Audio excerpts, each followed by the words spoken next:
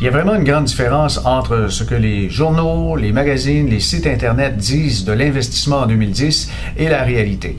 Je viens d'analyser les récentes données de Morningstar sur les fonds communs de placement et franchement, il y a de belles surprises et il y a des rendements spectaculaires.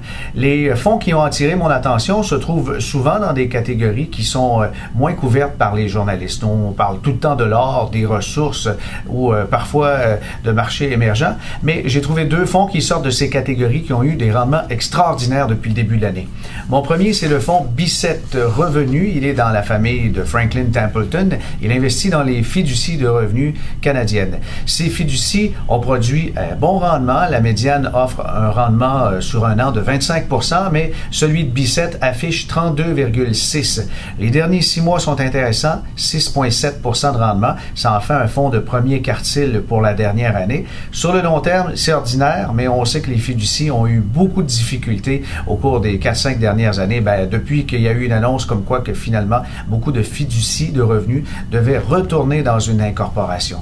Parmi les titres vedettes qu'on trouve à l'intérieur de ce fonds de Bicêtre, il y a Morneau Sobeco, Bonavista Energy Trust également, la fiducie immobilière Cominard.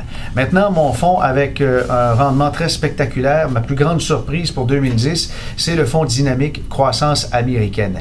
Comment fait-on lorsque la médiane de l'industrie ne fait aucun rendement pour obtenir 32? C'est pourtant ce qu'ils ont réussi à faire. Noah Blackstein, avec l'équipe de Power chez Dynamic, ont réussi, en se limitant aux actions américaines, à obtenir 32,4 % de rendement dans les derniers 12 mois.